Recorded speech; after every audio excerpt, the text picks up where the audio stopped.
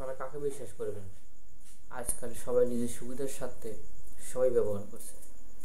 যে দলগুলো বলতেছে যে নির্বাচন চাই নির্বাচন চাই, তারা কিন্তু তাদের নিজের সুবিধার স্বার্থে নির্বাচন চাচ্ছে।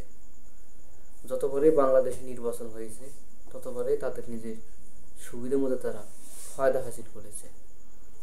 দেখুন, সাধারণ জনগণ, সাধারণ মানুষ গত 17 বছর আগে যা ছিল, ফ্যাসিস্ট সরকার শেখ হাসিনা স্বৈরাচারী থাকার সময় মানুষের যেরকম কঠিন অবস্থা, কঠিন নির্মম মানুষ সময় পার করেছে, এখনও কিন্তু সেই সময়টা কিন্তু এখনও মানুষ পার করছে। একটা কথা মনে রাখবেন, রাজনীতি যারা করে তারা সবসময় সুবিধা খোঁজে। সাধারণ মানুষদেরকে তারা ধোঁকা দিয়ে তাদের পকেটে তারা টাকা ঢুকাচ্ছে, পয়সা কামাচ্ছে। আর ক্ষতি হচ্ছে কাদের জানেন? সাধারণ যারা মানুষ রয়েছে, সাধারণ যারা জনগণ রয়েছে, তাদের সবসময় ক্ষতি। দেখুন, তারা কিন্তু খায়াও শান্তি পাচ্ছে না, পরেও শান্তি পাচ্ছে না, সবসময় তারা ক্ষতির মুখে এগিয়ে যাচ্ছে। কিন্তু আমাদের কথা, সাধারণ জনগণ কখনো কারো দেখানো ফাঁদে আপনারা পা দিবেন না। আজ অনেকেই বলতেছে যে আমাদেরকে ভোট দিন, আমরা আপনাদের ভাগ্যের চাকা পরিবর্তন করব। আপনারা আমাদের ভাগ্যের চাকা কি পরিবর্তন করেছেন তা আমরা গত 17 বছরেই দেখে এসেছি।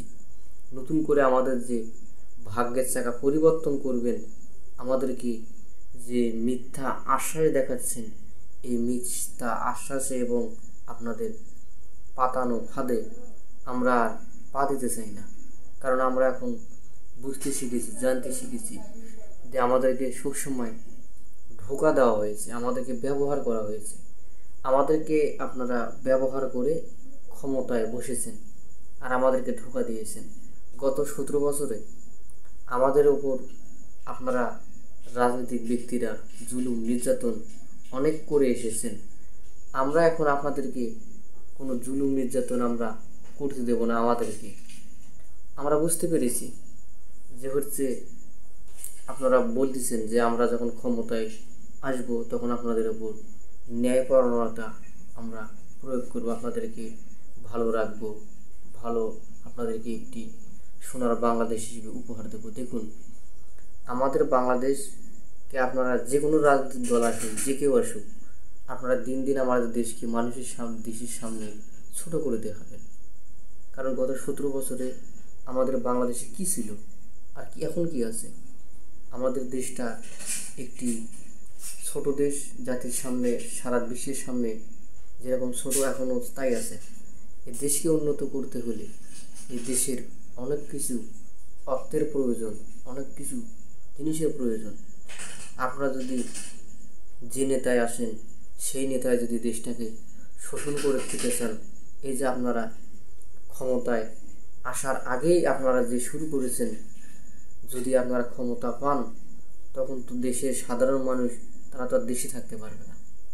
আপনারা যে শুরু করছেন দেশটা আপনারা লুটিপুটি খাচ্ছেন। গত 17 বছরে যে ফ্যাসিস্ট সরকার হাসিনা যেভাবে দেশটাকে শোষণ করেছে, আপনারা তার চেয়ে বেশি শুরু করে দিয়েছেন। আপনার হাসিনার চেয়েও কিন্তু কম নন, তার চেয়েও বেশি শুরু করে দিয়েছেন। তাই আপনাদেরকে আমরা ভরসা করব কোন হিসাবে? আপনাদের কাছে কিভাবে জাতি নিরাপদ? আপনারা যে কেউ যখন আসেন তখন নিজের পকেটে টাকা ঢুকান আর সাধারণ জনগণদেরকে হাতের আঙ্গুল দেখান, হাতের আঙ্গুলের ইশারায় নাচান।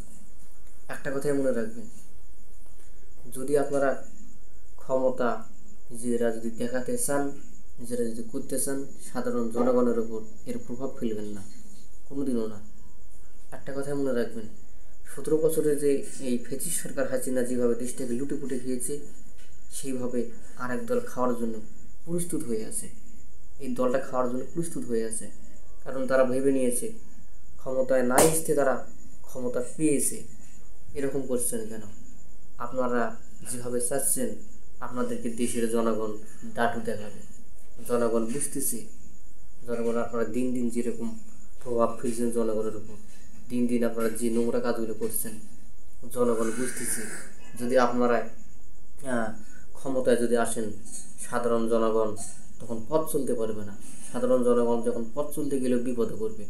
সাধারণ জনগণ যদি বাজারঘাট করে নিয়ে যদি রাস্তা দিয়ে হেঁটে আসে, তাদের খরচের ব্যাগ থাকবে না।